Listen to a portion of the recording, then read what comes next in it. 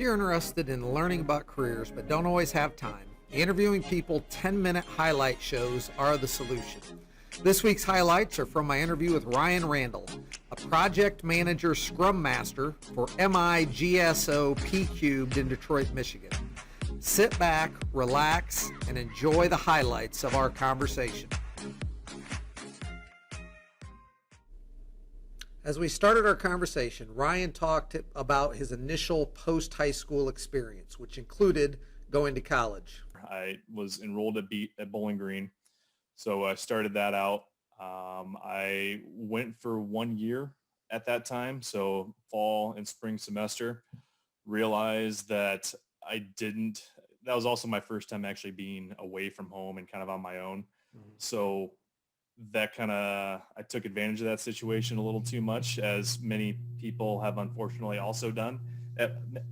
But from there, it was kind of an unknown as to what I wanted to do then. Obviously, I was 18, 19 at the time, and I thought I wanted to go have fun more than I wanted to actually focus on a career or studies. So it was kind of a weird moment, if you will.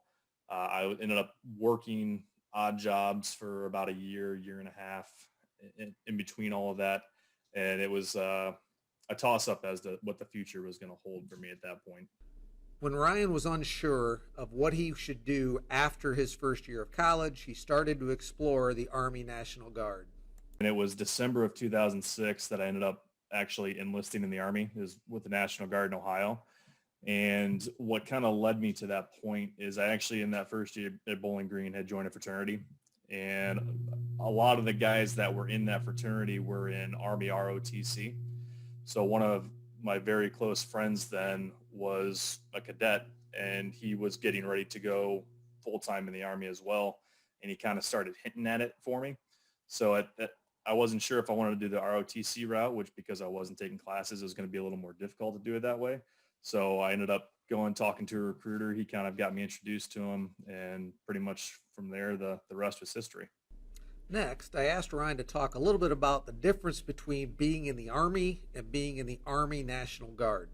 National Guard, or the Reserves, or the Weekend Warriors is kind of the biggest moniker that is thrown around, right? Which is very accurate. So a lot of what we did outside of mandatory training that I had to go to. So when I first joined, as I mentioned, it was in December of 2006, but I didn't actually leave until May. So I actually was able to go. I came back home, went to Owens Community College for 6 months, but the initial perk, and this is not a recruiting pitch, but the Army paid for me to go back to school. So that was kind of my, okay, maybe you should get things together here a little bit. But the only thing that really took me away being with the National Guard is every month I had a drill, which was going to wherever I was assigned to go for either Friday through Sunday, Thursday through Sunday, or even just a Saturday, Sunday. And then we always would have 2 weeks out of the summer, typically 2 to 3 weeks max, going away for training. And that could be either in Ohio, Michigan, or wherever it is that we may necessarily be have an assignment to go to. Okay. The only extra random detail within all of that is deployments in between. So I had 2 of those. I had one in 2008. So I went to basic training. I had my intelligence training right after that. That took me from end of May all the way through to December. And then I was home for 2 weeks at Christmas, and then I went right into a deployment with my unit, and we went overseas right away. So I had that deployment and another deployment in 2012. While Ryan was in the Army National Guard, he was an intelligence analyst. So he talked a little bit about what that job entailed. A lot of speaking, at least in the job that I did, and a lot of learning, basically, of what was going on. But when it comes to being in country, for instance, so that's for deployment, it's obviously real. So what I tell them here stateside doesn't necessarily mean that your life's going to be at risk. But over there, giving the wrong information for the job that I'm providing could lead to it could be life or death. Now that Ryan's out of the military, he is a Project Manager Scrum Master, and he talked a little bit about what that looked like as far as his job expectations and also how he worked with the rest of his team. Basically, my main role, based off my actual job description, and I'm going to keep this as simple as possible, which is why I'm going to read it that way, My primary responsibility is assisting the self-organizing and self-managing team to achieve its goals. So my overarching duty is to, for one, make sure my team is on track to get done with the assigned tasks at hand.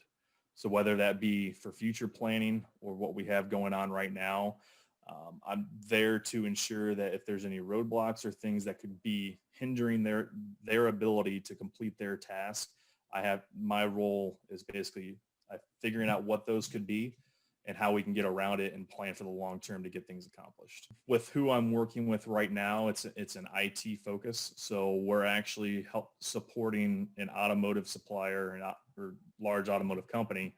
And what we're doing is building a dashboard for them, which is providing them a visual understanding of how their labs and business is performing day to day. So what we're trying to do is refine and update the product based off how their day-to-day output is and making that into a visual sense for them to understand what's happening. Okay. So part of my work there is managing the hurdles of how are we going to be able to provide them what they want to see, how soon they want to see it, and then what's going to be necessary to allow us to put that together and get that in front of them. While Ryan does now have a civilian career, his military experience has played a big role in him achieving his career goals. The reason I even landed my first role with Rock Connections was due to my background with the military. It was granted it was an entry level position. So it wasn't one of those that you come in and you're making a lot of money. Right. But because of my experience, for one, of being able to, of briefing, as I mentioned, and being comfortable talking, and also just having a general understanding of intelligence collection, as well as different ways to kind of bring all of those things together when it comes to analysis, that actually is what was the number one thing to land me that first job. While the military played a large role in his career path, education is still playing a part in that path today. I look back at it though, and I think I'm fortunate because my military background, like I said, was my jumping off point to getting me started on a civilian career. And it's helped me get to this point. But I will say that it still has that limitation, as you mentioned, with not necessarily having the degree. I'm compensated well, but it could be better. And a big piece of that is because I don't have a degree, because the field that I'm going into, and I think the benefits of what I've gone through in a lot of the college coursework that relates to the job that I'm doing now, is it lets you get a broader understanding of the business aspect of things. And it lets you it's in a way gets you more analytical. Ryan then talked about how his career allows him to achieve both his personal and professional purposes. First of all, it comes down to, are you enjoying what you're doing? And secondly, are you making the money that you feel you're comfortable with to make it worthwhile? Right. So to me, I'm at that point, and my family can have what they need without having to worry about things, is I guess the point that I'm getting toward.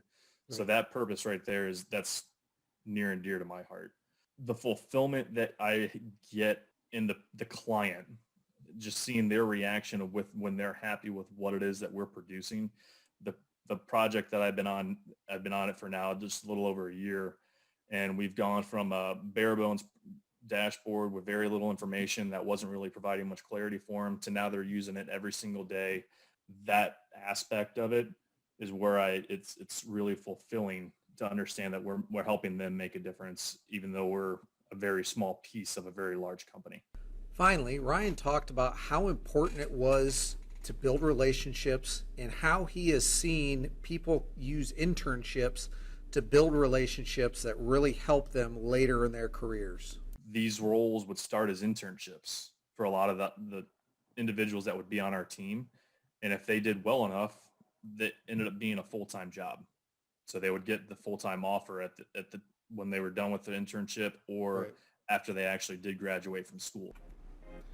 Thank you for watching this episode showing highlights of the latest Interviewing People careercast with Ryan Randall. And to make sure your Mondays are the best they can be, subscribe so you can hear more career stories every week. Thank you for watching, and as always, remember the best part about Mondays is interviewing people.